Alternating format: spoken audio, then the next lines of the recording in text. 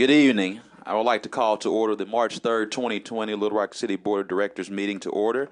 We would like to welcome those that are in attendance as well as those watching at home or streaming online. Madam Clerk, would you please call the roll?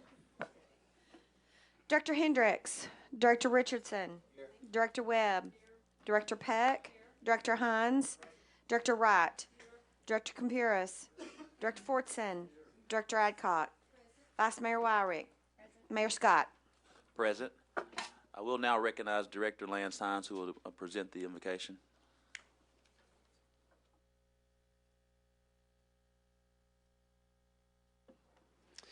Thank you. Please bow your heads in prayer. Dear Lord, we come here tonight to deal with the people of Little Rock's business. Please let us seek your divine guidance and will in everything we do. Please watch over the city and our nation and the world as we deal with this outbreak of this virus. Please watch over all of our public safety and public works employees as they're out working. Keep them safe. Please let us seek your will in this world. In your Son's name we pray. Amen. Amen. Maybe I'll stand for the Pledge of Allegiance. I pledge allegiance to the flag of the United States of America and to the republic for which it stands, one nation, under God, indivisible, with liberty and justice for all.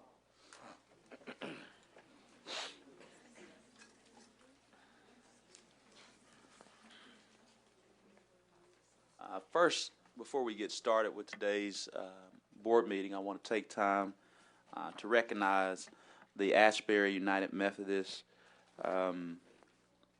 Troop number 24, Boy Scouts Troop number 24. And also I want to yield the floor to Director Hines because they're a particular part. Thank you. I go to church with one of the troop leaders and his son who's grown up with my daughter. Want to welcome you tonight. And normally it's our course to let the boys come up here and introduce themselves real quick.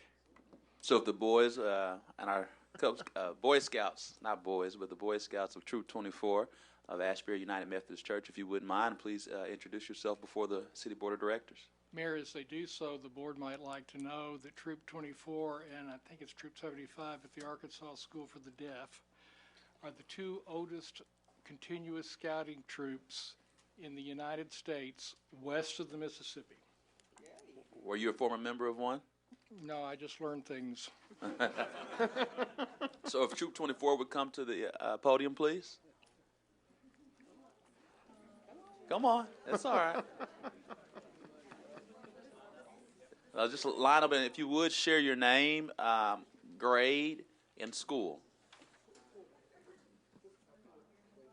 There you go. Pull it down. Hi, my name is Aki, and I'm in 6th grade, and I go to Pinnacle View Middle School. My name is Sridev, and I'm in 6th grade, and I go to Lisa Academy Chanel. My name's Arush, and I'm in 6th grade, and I go to Lisa Chanel. My name is Ritwik. I am in 7th grade, and I go to Lisa Academy West. My name is Nish. I'm in 8th grade. I go to Lisa Academy West. My name is Charlie. I go to Pinnacle View Middle School, and I'm in 6th grade. Hello, I am Nate, and I go to Pinnacle View Middle School. I'm in 6th grade. My name is Venkata. I go to Pinnacle View Middle School, and I'm a first-class scout. My name is Luke Strand. I go to Catholic High School, and I'm in 11th grade. Hello, my name is Kevin, and I'm 7th grade, and I go to Lisa Academy West. Hello, my name is Brennan, and I go to Anthony School, and I'm in 6th grade. Hi, I'm Thomas. I'm in 6th grade, and I also go to Pinnacle View. My name is Aiden. I'm in the 7th grade, and I go to East Village. My name is Eben. I go to Pinnacle View High School. I'm in 9th grade. My name is Jackson McDonald, and I'm a junior at Catholic High School. My name is Gabriel Miller. I'm a sophomore at Central High, and I serve as senior patrol leader of this troop. Well, awesome. We just want to take this time for your participation in the City Board of Directors meeting and also commend you on the service that you are learning and giving back to our city.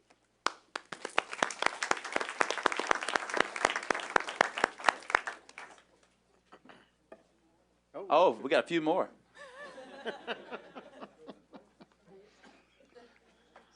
Jeff Whitlow, Troop 24. We're the rear guard.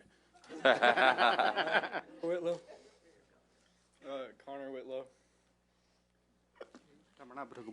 All right. Thank you so much. Well, we appreciate each of you. Would like to welcome Carla Daniels, the President and CEO of the Arkansas Employment Career Center. She is here to provide with us an update regarding the center.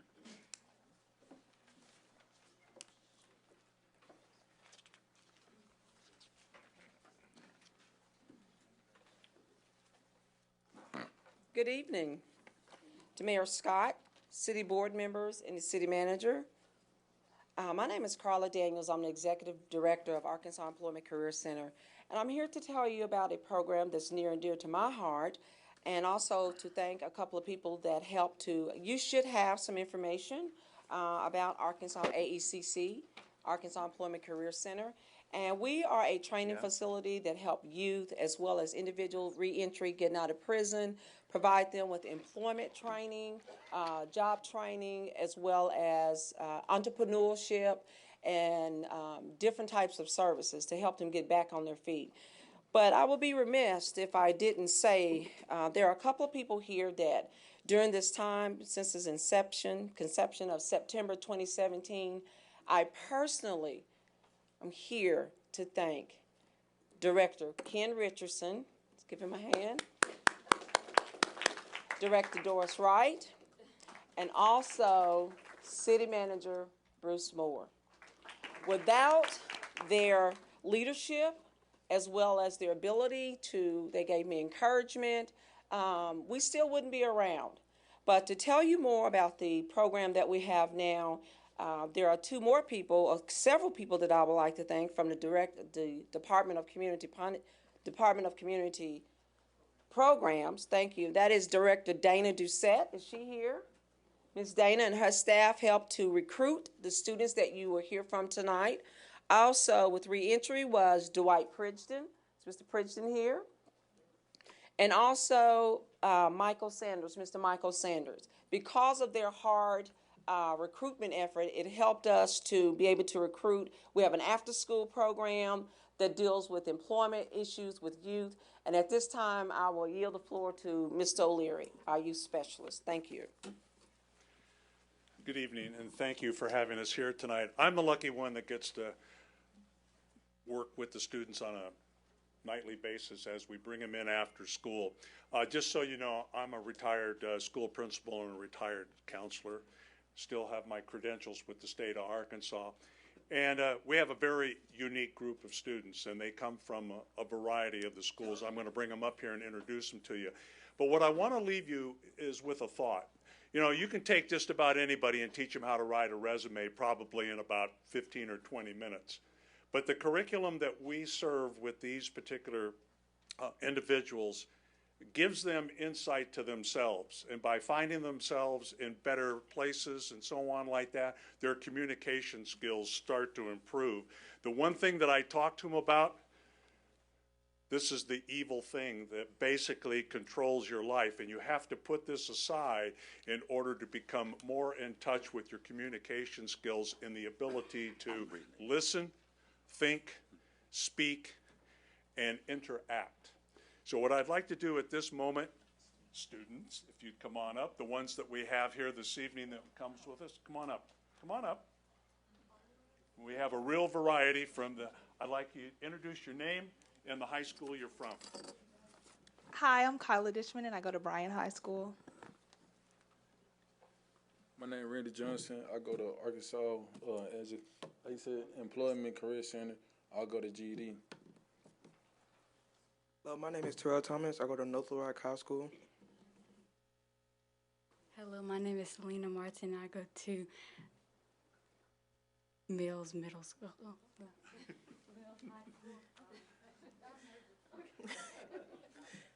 My name is Annalyn Walls. I go to Mills High School. My name is Lisbeth Renteria and I go to Mills High School. My name is Alyssa Walls and I go to Mills High School as well. My name is Lawrence Thomas. I go to the Hannah School. It's a private school, just in case y'all didn't know. So you can see we have a variety, plus we have a number of students that we're working with at JA Fair with Dr. Jacobs and her class. So we have a variety of students that are there also that are not here this evening. What I'd like to leave you with is that from my perspective of working with this variety group of students is that improving their skills, getting their soft skills where they need to be a better person when they come for the interview, to be able to communicate, and also these are the same group of students that are applying for the jobs, Mayor, for the summer work program here in the city, and most of them have already applied online for those positions. Are there any questions that you'd like to ask? Director Richardson? Yes, thank you, Mayor. No question, just a quick comment, and thank you guys for the wonderful services that you guys are providing for our young people. I think this represents a paradigm shift in terms of how we address public safety in our community, and to the tune of sound like a broken record. Unlike the 90s, the colors are not red and blue, the color is green. And I think this is part of how we really address public safety in a more proactive way, and I want to thank you guys for giving them best practices, research-based training, and best social skills training, and the wonderful investment that you guys have made. And if you look at the young people that just came up, this is a snapshot of our community, so it's not a very homogeneous group. It's a snapshot of what our city looks like. So I want to thank you guys for the diversity and the wonderful work that you're doing to help our young people, prepare them for the future, for the jobs, Mayor, they just mentioned. And we just want to encourage you to continue to do what you're doing and allow us to help you in any way we can. So anything we can do, please call on me. Well, we still want to continue to serve the community of Little Rock and its youth that it's here. And there's plenty of youth to go around, trust me. And so hopefully we'll be able to continue to recruit and get kids to come into the program. So Thank you. And Carla, thank you as well. And thank you, young people, as well. Thank you. Director Wright? Carla, before you sit down, I just want to say how proud I am of you to call you my friend. She's also my sister in Christ. We are members of the Second. She left us to go to the Marmel campus, but we're okay. The Women's Sunday School class has always been a strong supporter of Carla and her vision, and the vision is very broad, and I'm so happy to see you follow it through and see the fruit of your labors. And I want to let you know, you all weren't on the email stream because I didn't send out the PR on this. Yes, ma'am. But this past Sunday, we had 30 HBCUs at the West Central Community Center. We had Alcorn State, Delaware State, Dillard, Edward Waters, Florida A&M, Grambling, Lane, Lemoyne, Owen, and Miles, to name a few. And we'll be doing this again in November. And these representatives come with scholarships ready. Thank you. And so you will have time to get your students prepared. They need to start thinking about it in middle school. And I just want to let you know about that. Thank you. We do also offer FAFSA for the students that are getting ready to go into college. We also have the GED program, but we're also in negotiation with a school right now, I won't call the name of the college, to where we will be offering college courses as well, so students can come too. We are a career center. We're there to train individuals on how to go to college, whether they're going to beauty school, if they're going to apprenticeship program.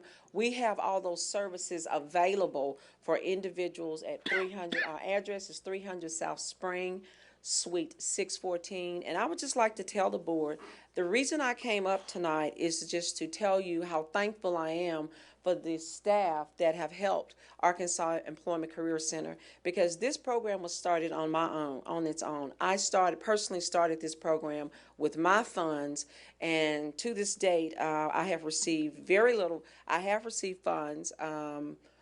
Thank you to Mr. Richardson and City Manager Bruce Moore, but at this time, this program is not funded by the city. But the purpose tonight is not to ask you for money, but just to show you city board, what you can do when you are collaborating together. It's not always about money, but because Director Doucette and her staff collaborated with us to help get the students in this program, this is the result. And I'd like to say thank you to each and every one of you.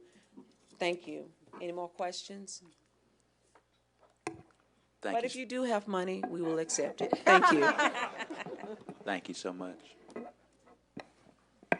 We have 3 modifications for tonight's agenda. The first 2 are for the bond counsel and bond underwriter for refunding the 2003 capital improvement and revenue refunding bonds. And the third is for the contract for the interior demolition for the new Little Rock Police Department headquarters building.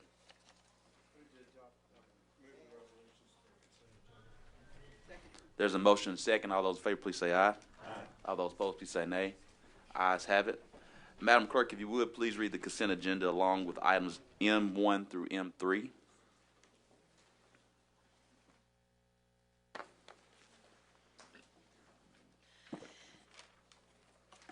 A resolution authorizes the city manager to enter into a contract with Redstone Construction Group Incorporated in an amount not to exceed $236,969.10 for the 6th Street Drainage Improvement Project and for the purposes funding from the 3/8 cent capital improvement sales tax and the limited tax general obligation capital improvement bonds.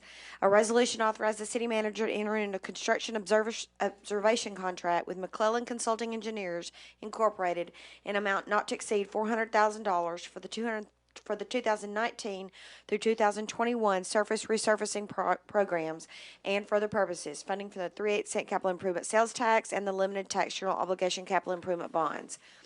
A resolution authorizes the city manager to enter into a contract with Goodyear Tires, Looney's Tires, and Southern Tire Mart for an annual purchase amount not to exceed $100,000 for the purchase of commercial tires for the Fleet Services Department and for the purposes. A resolution authorizes the city manager to enter into a contract with Vermeer Mid-South for the annual purchase amount not to exceed $130,000 for Vermeer parts for the Fleet Services Department and for the purposes.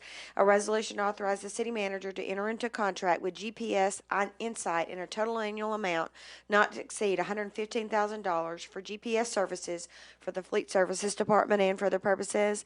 A resolution authorizes the mayor and city clerk to execute any documents necessary to accept a donation of property located on Cobb Street and for the purposes.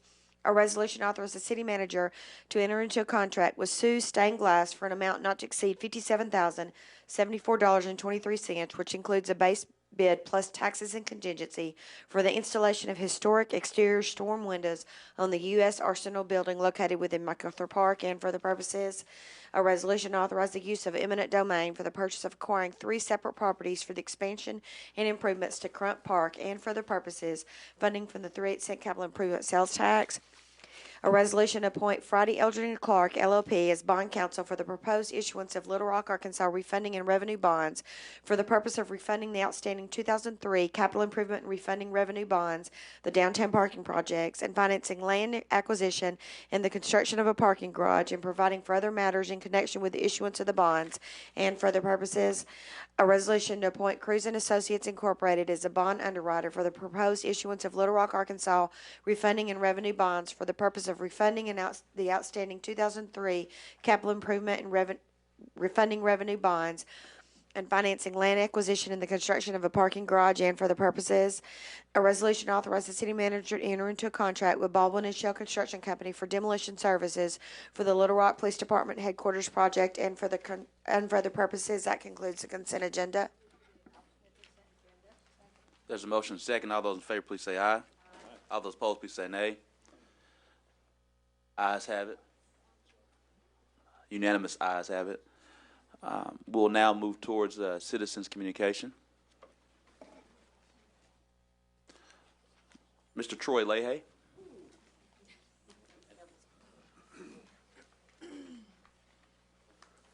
Well, I got used to being first a long time ago. Congratulations to you Boy Scouts. You're learning something in the Scouts that will stay with you for all your life. I used to be one of those in a small community in southwest Arkansas. I'm Vice President of Southwest Little Rock United for Progress. And we at Southwest UPS support the neighborhoods in their handling of these items, and whatever they do, we're going along with them, even though we don't agree with them. People have purchased this property either through repossession or tax delinquency, and they said they was fixing it up. I don't think they did, and they rented it to our citizens in substandard housing, and we're asking that you demolition these two buildings. Whenever you get a job, and most of you know that I'm in the engineering, land surveying, and have been in the construction business, whenever you take on a job, you're going to put enough resources in it to complete it on time and bring it up to specifications. It's just one of those things in there. Please send these people a message that we're not going to tolerate landlords, regardless of where they're from, that fix these homes or used to be homes up and rent them to people that can't do any better and keep us down. We want to be up living first class, living in at least homes that are habitable. Please send them a message that we're not going to tolerate that in the city of Little Rock. Thank you. Thank you, Mr. Leahy. And for the audience and the viewers online, Mr. Leahy is referring to 5 and 7 Old Glory Road. 5 and 7 Old Glory Road. Ms. Carla Coleman.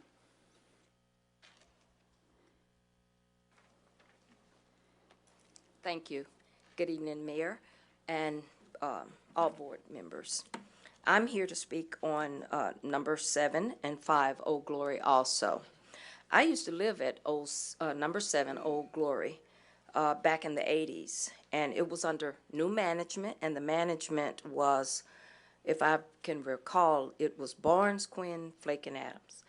And so it was in town. Now we're having out-of-city investors coming down to purchase property, and they're not vested in the community or our neighborhoods. This is, I'm president of our neighborhood association, and this property is in my neighborhood association. Now, it's awfully funny that this property can sit up for so long, and then all of a sudden when it's going to get demolished, here comes the owner. Now he wants more time to fix up this property. This property has been burned, students, you know, we have police reports, students or kids decide to skip school, go inside, it's not boarded up, it's not protected. So I think that this is a safety and health issue. If I didn't live in a neighborhood and know how the neighborhood once was, but because of out-of-town investors, and I don't have a problem with people making money, but when you come from a place like Northwest Arkansas that don't put up with this type of building standard, why come to Southwest Little Rock? And we live in Southwest Little Rock because we want to, but that does not mean that people can come and patch up a roof, just clean it up, and then desperate people, renters, come in and rent this property. So the renters are making them rich, and then they're having to call codes and everything else. And I even heard that the owner said, well, you can't tell me what to do with my property, because this is my property. I had a permit, but I don't think I need to pay for another permit. So as Mr. Leahy said, we need to send him a message that you cannot come to Little Rock and do what you want to do, not have to pay the cost, and do substandard renting. So my plea to the board, this evening is that this property be demolished, as it was supposed to be demolished yesterday, but it was stopped. So my plea is that the board sees that this is done. Thank you. Thank you, Ms. Coleman. Mr. Moore? Mayor, members of the board, and audience members, the property is scheduled to be demolished tomorrow. We aim to please. Director Wright? Thank you, Mayor. I share the concerns of this neighborhood. I have seen properties begin to move in the Barrow subdivision, where properties have been boarded up for many years. And what I have discovered after my research as to who was buying up these properties, these are out-of-state investors. And many of these investors, it's like a LLC or some type of corporation. And what they're doing is buying up real estate as a part of a portfolio.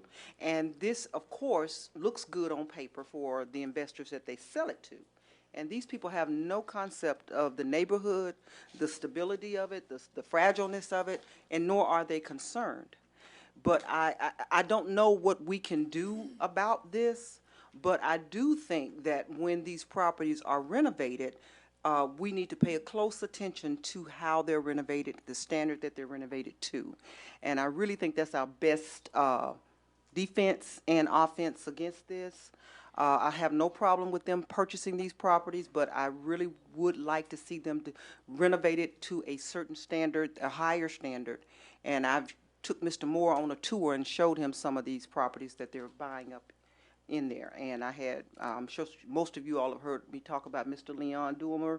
Well, his property is finally out of probate now, and some of it's beginning to sell. And that's a lot of the movement that I've seen.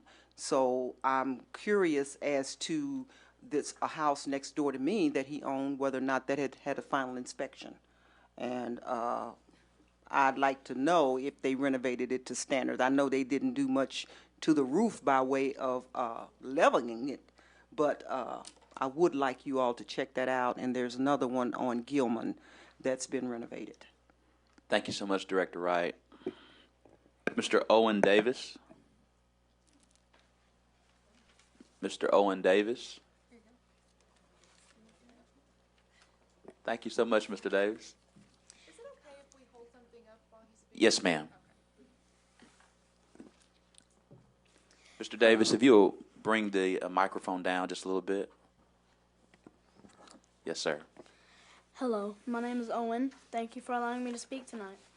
My mom told you on February 18th how you could stop 5G technology, which has not been proven safe, from coming to our city.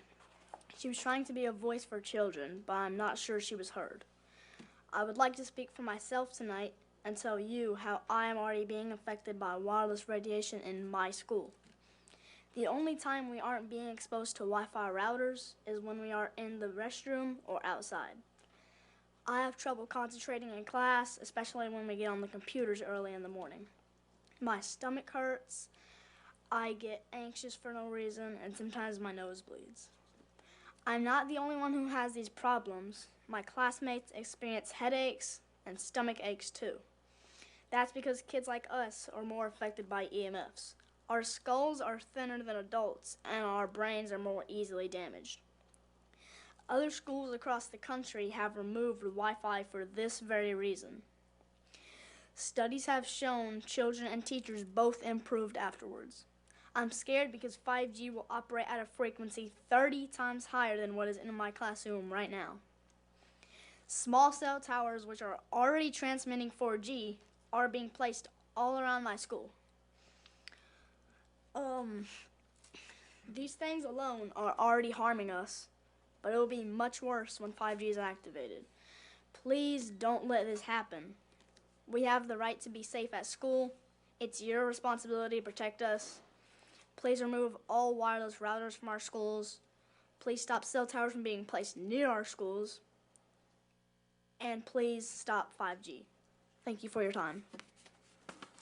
Mr. Davis, thank you so much for sharing that with us. And sir, I can see now you're going to have a long future in public service.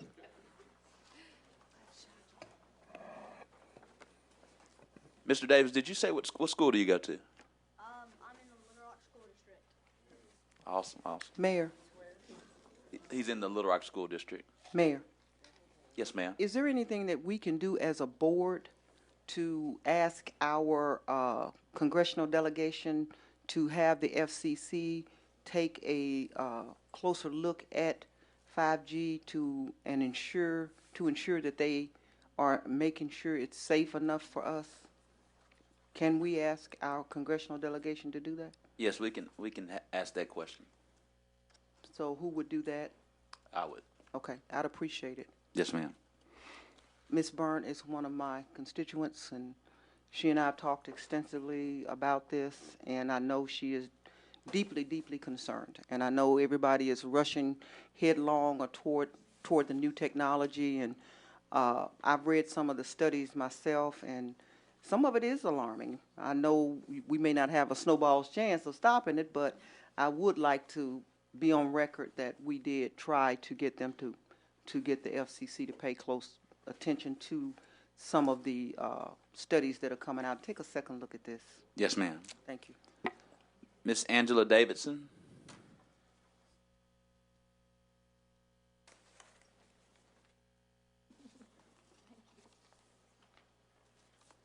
Good evening.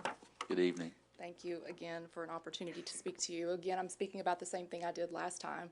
At the end of the meeting last time, February 18th is the meeting I'm speaking of, I told you how there had already been a hearing, that there had already been a judgment that you could stop it, 5G deployments. Each cell tower that comes in application, you have the right to demand a NEPA review. If they don't have it, you have the right to decline that cell tower. Even once that paperwork comes back, you have a second opportunity to stop the deployment of these towers. All you have to do is say, my constituents are concerned, and this is controversial, and you can stop it at that point. $0. It's a clerical job. That's it. I think you maybe all have the packet of information. If not, we can provide that again. But as Owen shared with you, my concern as a mother is that this is untested radiation. We already know that the radiation that is in schools now with Wi-Fi is being removed because children are being harmed. I personally have already removed one child from the Little Rock School District because 5G towers were placed in the stadium of that school.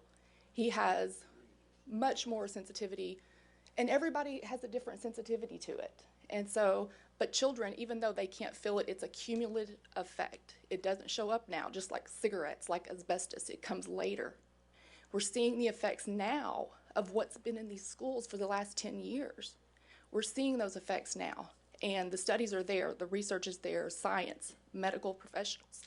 The research is there, and we've given that to you. So I'm asking you to please protect the kids in this state. And as you can see, it's not just children, it's medical facilities. I can't even take them to the physician's office. I can't go to Children's Hospital. They're all around Children's Hospital. They're on top of churches. They're on top of public places. This is involuntary exposure. I do not consent to it. I do not consent to this exposure for my kids. I'm asking you to do what you can do and stop it. Thank you. Thank you so much. Mayor, can we have Mr. Carpenter address that? Is there anything we as a board, what about this? She said there was the decision Yeah, that they're but, speaking. Once that Director Hendricks had the next, and then we'll go. On. Yeah, I never okay, took you you off. didn't turn me off. Yeah. Question is, I could barely hear what she's saying, but what can we do? That's what, Yeah, what can we do? You know, I hate for people to come over here thinking we can rule this city. I do know that ASA, the state, is over this city, and there was a little change. So can you share that? I don't want her to be misled. Well, there are certain things that we do have to comply to as relates to FCC, but as Director Wright has asked that we will make some inquiries to our congressional delegation to see what they can do in their conversation with the FCC. Going past that, I will transition to City Attorney Carpenter.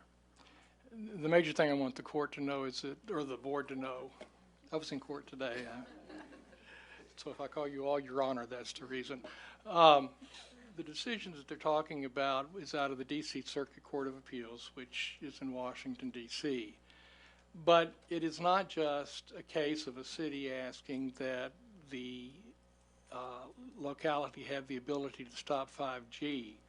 The question on the NEPA question and also on other questions is because it went over Native American land, which has special protections basically because of treaty impacts. And what the court said in that case is we've got treaties, we've got special laws that impact native properties, and therefore you can't just say you don't have to have any kind of impact on that. Cities can do some control, but they've got to make sure that they control everything the same way, and it's got to be published before any city makes an attempt to do it. So to be able to say towers are going to be treated this way means you're going to have to say that every building is going to be treated this way, every zoning issue is going to be treated this way, and if there is any variation, then you are in violation of federal law. That's where the big problem is. The courts are still dealing with this issue, and there is litigation still going on that we're monitoring. I think the concept of letting the congressional delegation know that is good.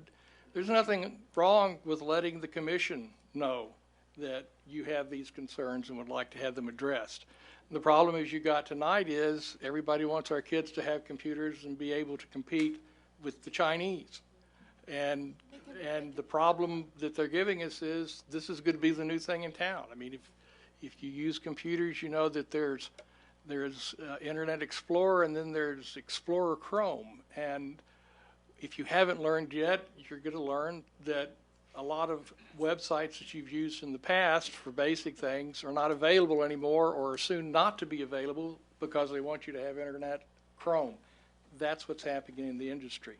I agree that I'm not sure that our knowledge and our awareness is not being outpaced by our technology. But right now, our governments have said this is the way to get the city into competition and be made great. Thank you. We'll now move forward. Clint Albright. Thank you, Mr. Mayor, City Board. I'm a lifelong Little Rock resident. I'm here tonight to talk about parks, and I'm here tonight to offer my help if anyone is interested, in particular with the plans the city has for the new possible sports complexes that are part of your master plan. I know these are not far along, but I know they're out there, and so while we're in this planning stage, I felt like I could be of assistance. I have some knowledge in this area. My wife, Marla, who's here with me tonight, she and I and our group founded the Bush Softball Classic 41 years ago. This past year, we had 181 teams from 15 states. It's now the fourth largest adult softball tournament in the country. And I think with the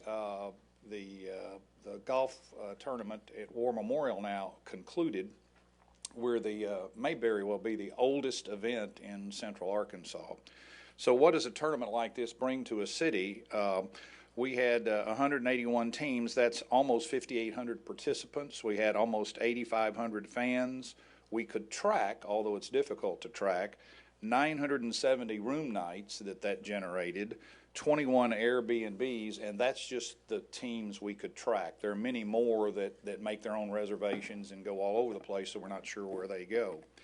We're having to play that tournament, this tournament now, in North Little Rock, Sherwood, and Jacksonville, so that we can have 16 fields. I would love for this tournament to be in Little Rock, my hometown.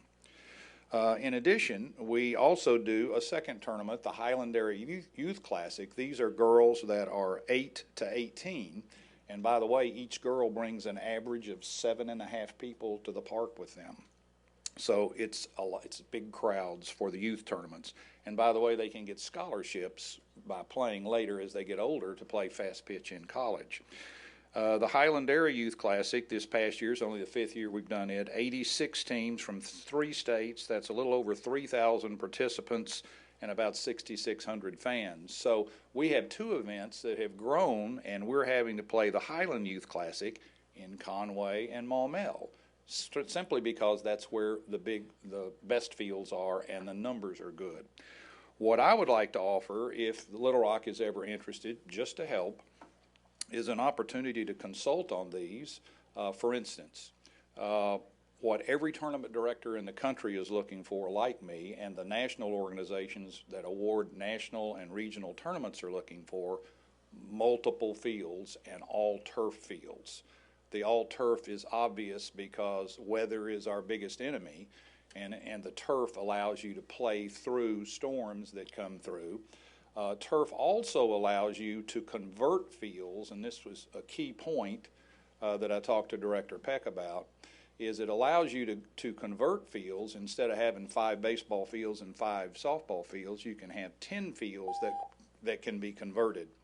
3 minutes is not much time, and could I have an extra minute? No, sir. Okay. Well, I'm available. I've got an industry that's willing to move to Little Rock if we do this. Mr. Albright, we have to. Sorry, but Mr. Albright. y'all know how to connect. I do want to share with you, though, Mr. Albright, one, thank you for your comments. We'll definitely share that and pass that along with our Director of Parks, John Eckert. Thirdly, City Director Forts and I both are part of the Little Rock Convention Visitors Bureau A&P Commission, which recently funded a sports feasibility study that will be almost finished, prepared, and ready for the public here shortly. So that'll happen. And they called me, by the way, and I gave them. That's even better. Even better, and we're glad that your feedback was shared, and we agree with you. We want your tournament to come to Little Rock, come back to Little Rock, and sounds like you may be a good supporter and poster person for a future Lift Little Rock sales tax proposal. So thank you. Well, and I have an industry that's willing to move here.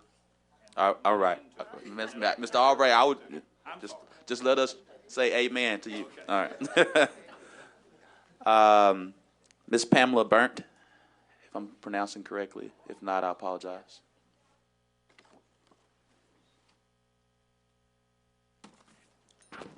Good evening, Mr. Mayor and board members. You'll remember me from 2 weeks ago. What I didn't share with you was that my background is in nursing. And I've always made it a point to practice prevention rather than intervention. And I've always taken care of people. And so that is essentially what I'm doing here. And I'm so happy to see these wonderful Boy Scouts here. And that is what this is all about. This is about the children. So, having said that, in all due respect, Tom Carpenter, I don't think we will really want to compete with China. Because if you look at the facts, the coronavirus coming out of Wuhan City, which is a 5G city, that is the epicenter of this breakout. And so you need to do your research on this virus and how 5G contributes to the spread of it. Very interesting. I want to give you some facts, and then I want to ask some questions. The facts. Wireless radiation adversely affects every living organism at the cellular level. In humans, cumulative long-term exposure causes decreased mitochondrial function, which leads to oxygen deprivation, which then leads to metabolic and neurological harm, DNA damage, and to our current epidemics of cancer, heart disease, and diabetes. I don't ever remember taking care of a diabetic teenager when I was a diabetes educator 15 years ago. It just wasn't there. And now we're seeing 1 in 3 children will develop diabetes in their lifetime, and that's growing. Questions. If you believe 5G is a safe technology, what is your source of information confirming your belief? Now that we've provided you with a model NEPA letter, Are you using that to send out in response to each new cell application? And if not, why not?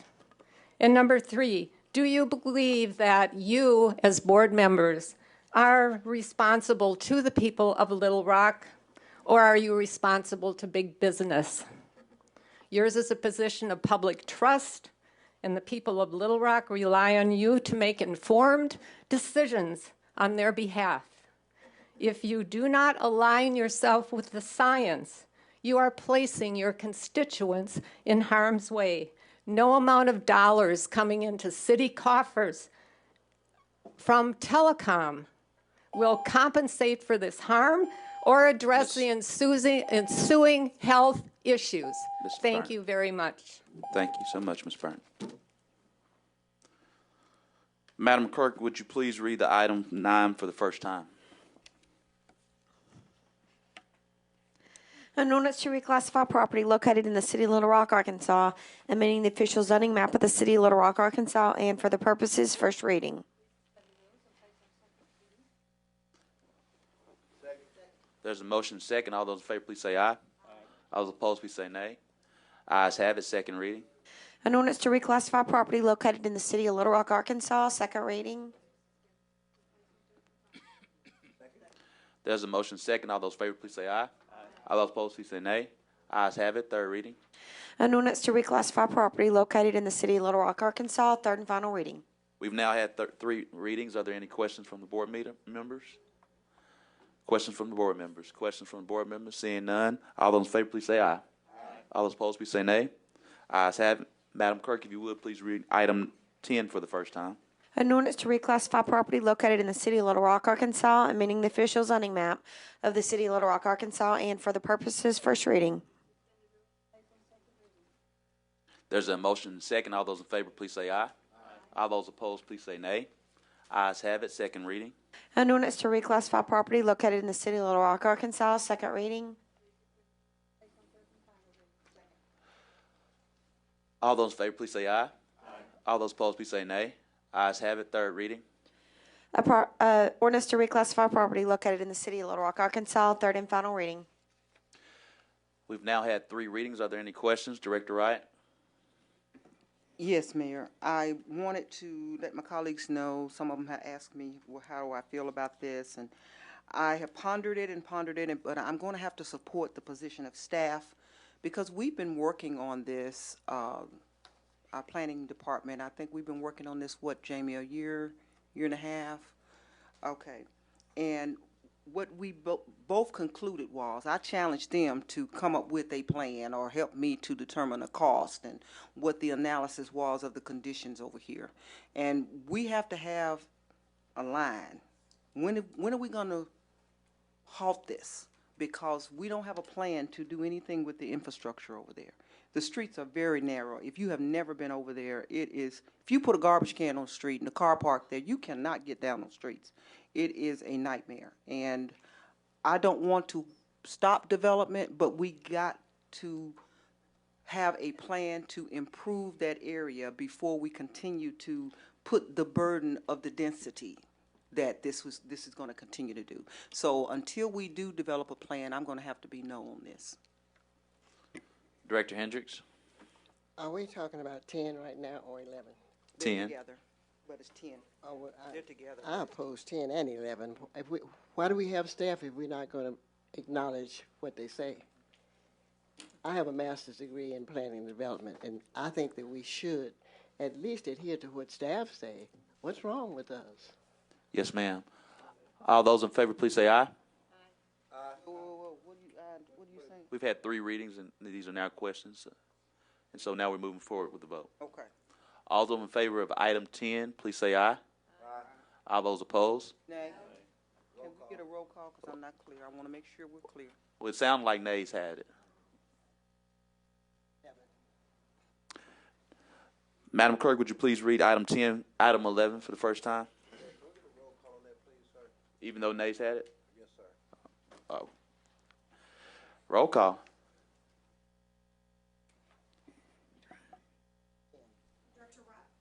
Director Wright? No. Director Campuris?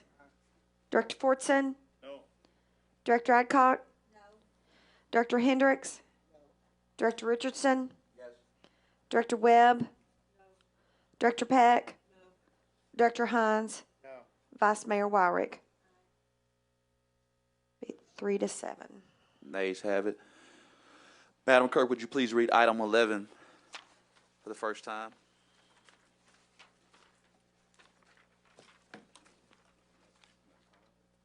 No. I don't know where my, there it is. I don't know where my page is. An ordinance to reclassify property located in the city of Little Rock, Arkansas, amending the official zoning map of the city of Little Rock, Arkansas, and for the purposes, first reading. Second. There's a motion second. All those in favor, please say aye. Aye. All those opposed, please say nay. Ayes have it. Second reading. An ordinance to reclassify property located in the city of Little Rock, Arkansas, second reading. Second. There's a motion second. All those in favor, please say aye. Aye. All those opposed, please say nay. Ayes have it. Third reading. An ordinance to reclassify property located in the city of Little Rock, Arkansas, third and final reading. Mayor, it's the same thing with this one. Right, but there needs to be They're the two. there needs to be a motion for the third reading. That was the third reading. I apologize. Any questions? No questions? All those in favor, please say aye. Aye. All those opposed, please say nay. Nay. Nays have it. Before we move to executive session, I would ask that Mr. Matt Burks please approach. I'll give a brief update, then let Mr. Burks and Mr. Nathan Spicer also, if he would like to proceed and approach the board. Briefly, I think we all are aware over the last couple of weeks of COVID-19, which is the coronavirus, and its impact that it's had on our on the globe and reaching towards the United States of America. Since that period in time, Mr. Moore, myself, and the emergency management team have been in frequent communication with the Department of Health as well as the State Department of Health Director.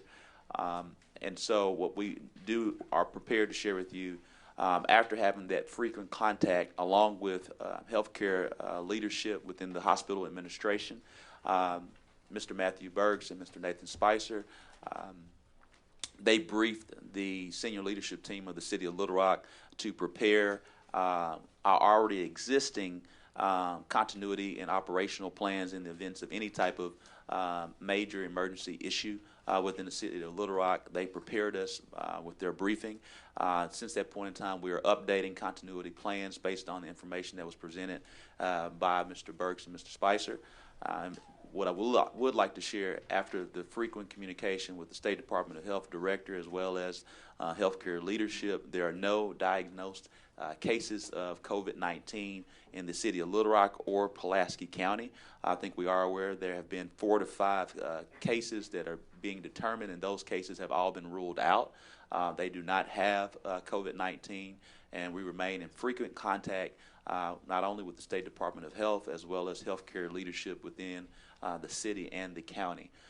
Wanted to give you that information today as Mr. Burks and Mr. Spicer will give the briefing that they gave with executive administration yesterday. Thank you, Mayor. Thank Board you. of Directors. Just a little current situation assessment. I'm sure you're all aware COVID-19 originated in China. It was first identified back in December. It's since spread globally with, I think there's around 5 countries now that are really the hot spots. China, Iran, South Korea, Italy are really where they're seeing a spike in the cases. Currently in the U.S., we've got about 100 cases, confirmed cases of COVID-19. About half of those were citizens that were repatriated from other countries, or as well as the cruise ship that I'm sure you guys have all seen. The other half are folks that it looks like the community spread started to take place in certain areas, mainly the Northeast, Washington, Oregon, I believe New York actually in the Northwest. New York in the Northeast, it looks like they've had a case or 2 of the disease spreading. Right now, the city's focus and our recommendation is we focus on providing essential services in the event that we do see an outbreak here in Little Rock. Looking at maybe a 40% reduction in staff is a possibility. Those that either may get sick or home caring for others that may be sick. So we're really focusing on those continuity of operations plan, making sure we can still serve the citizens in the event that we do see some of the COVID-19. I do like to put a little bit of perspective on it. 80% of the folks that have contracted COVID-19 have very mild symptoms. Usually they can go to their house, isolate, and in a week or two, they usually are recovering fine. It's the elderly and those with underlying medical conditions that are really seeing the severe cases where it turns into pneumonia, and that's where you see a lot of the problems and the fatalities. Nathan, I'd like to ask him to talk a little bit about our continuity of operations planning. And so we briefed the department directors on was the continuity planning for the city, and what we'd like to do is to focus on the essential services of the city and also the essential personnel of the city, updating those plans, making sure they're good, probably exercising those plans as well. Now is a time to plan and to get everything in place before, if we do see a case in Arkansas. And I'm also reminded that probably a third of the bed capacity here is in the city of Little Rock. So we are the medical complex for the state. If there is a case, chances are they will present within Little Rock. So we just want to make sure that we're planning and being careful, and also the PPE for first responders and such. Thank you. I think it's also good to share as well as that we do have a very healthy amount of resources to operate within. Resources would be the mask and things of that nature. We have a healthy stockpile. Director Wright, and then we'll go with our consummate medical doctor. Question. How exactly is this spread? Is it strictly airborne, or how can I protect myself? I know about the hand washing and the presence of alcohol that needs to be in the sanitizer. How is it spread? Well, there's still a lot that's not known about the spread. We do know that it is spreading person to person. We don't know how easily it's spreading or sustainably it's spreading. Like you said, the best way to protect yourself, washing your hands, using the hand sanitizer, avoiding anybody that may be sick. We are hearing that it can live on hard surfaces for up to 24 hours. So, the hand washing, not touching your face and eyes, it really needs to be treated like the flu. The same way you'd go about not trying to get the flu. I mean, there's no vaccine at this point. It's in production, but it's going to be a year plus before we see a vaccine. But I think, Matt, it is important, since you mentioned it, to put it in perspective, and maybe that's what Dr. Pierce was going to do, compared to the flu and what we typically see. Sure. Would you like to talk? Okay. I think annually we average anywhere from 20 to 50 million people in the United States come down with the flu. I think the last record-keeping year we had around 20,000 deaths, 20 to 25,000 deaths in the U.S. because of flu. And again, remember that 80% of the people that are getting this COVID-19 are experiencing very mild symptoms. So to me, it's not a time for us to panic as a city. The right doctor, director, Dean Pierce. Well, I think y'all have done a great job. I mean, the problem with this virus is there's no vaccine, so there's no immunity, so everybody's exposed to it. It's 10 times more likely to cause a death. It's, going from 0.1% mortality to 1 or 2% mortality. So 10 or 20 times more likely to have a death. But I think that what I would suggest that you and the mayor and Bruce do is, I think it's great to know how the city's going to work, but I think we ought to be saying to people, if you have X symptom, what do you do? If you have shortness of breath, that's when you go to the emergency room. And that's the words we ought to be giving to people on how to do it, because what happens at 2 in the morning when you're starting to have problems, then you go, what am I supposed to be doing now? So I would hope that y'all would develop a public service announcement or a way of addressing the public on what to do and how to act and when to activate going to the emergency room, because going to the emergency room, actually, if you have it, you may really be giving it to a lot more people than before. So we need it. I would suggest that as we start doing this, we have a great PR department. We have great people here. There's no cases here. We will have cases here. I mean, it's not if, it's just when. That we need to be saying to people, here's what you do. If you have a temperature of 104 and you can't breathe, go to the emergency room. You know, if you've got sniffles, stay home, drink plenty of liquid, don't go out. And that would be the thing that would help more people to know, in my opinion. So, thank you. Thank you. We totally agree with that feedback, and our communications department is working with them. They'll get that frequently asked question, but totally agree with you, Director Compeers. Director Hendricks. Thank you. I'm a retired nurse, and I'm concerned about what's their position. The two gentlemen there. What is their position? Their position with the city is for us to be prepared, and we're working on that process right now. And no, I was thinking maybe they might have been doctors or nurses. Oh, their position. I'm a retired nurse from the VA. Yes, ma'am. I'm the emergency management administrator for the city. And the other fellow, come on. I'm an emergency management specialist for the city. Okay, the thing that I want to say, this is a God thing. A lot of people don't want to talk about it, but that's what's happening. And when you're talking about washing your hands, while you're washing your hands, you better pray. Thank you. Yes, ma'am.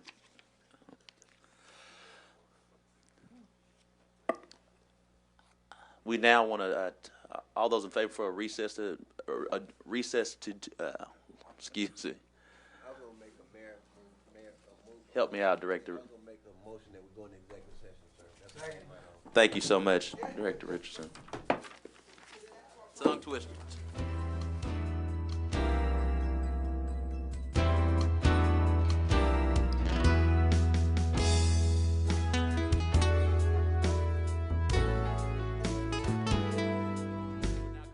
Back into order. We will now announce the board appointments. Age-friendly, Sylvester Lang. All those in favor, please say aye. Aye. All those opposed, please say nay. Ayes have it. Animal Services, Brittany Snyman. All those in favor, please say aye. Aye. All those opposed, please say nay. Ayes have it. City Beautiful Commission, Susan Payton. All those in favor, please say aye. Aye. All those opposed, please say nay. Ayes have it. Community Housing, Eric Barley. All those in favor, please say aye. Aye. All those opposed, please say nay. Ayes have it. Historic District, Christina Aleman, Aleman. All those in favor, please say aye. Aye. All those opposed, please say nay. Ayes have it. Little Rock Scent Committee, Andrea Neal, Steve Strickland, June Matheny, Ken Gill, Mashura Tharp, Don Schelleberger, Dr. Sybil Jordan Hampton, Peter O'Connor, Troy Leahy, Stacy Tierney. All those in favor, please say aye. Aye. All those opposed, please say nay. Little Rock Housing Authority, Brandy Peterson. All those in favor, please say aye. Aye. All those opposed, please say nay. Parks and Rec, Jesse Gibson, Corey Biggs, Delvin Slater. All those in favor, please say aye. Aye. All those opposed, please say nay. Ayes have it. Sustainability Commission, Karen Zaccardi, Jane Baker, Linda Bell, Dustin Smith, Malik Safir. All those in favor, please say aye. Aye. All those opposed, please say nay. Zoo Board of Governors, Sharman Moody, Brad Kazort. All those in favor, please say aye. Aye. All those opposed, please say nay. MacArthur Park, Sharon Priest, Patrina Robinson, Pat Hoy II, Kermit Tracy III, Tim Heipel, Mandy Shoptaw. All those in favor, please say aye. Aye. All those opposed, please say nay. Sister Cities, Brian Barnhouse, Denver Peacock, Ashvin Verbacher, Esperanza Crane, Ben Walters. All those in favor, please say aye. Aye. All those opposed, please say nay. Are there any questions from the board? Seeing none, motion to adjourn? So we adjourn. There's a motion. All those in favor, please say aye. Aye. Ayes have it.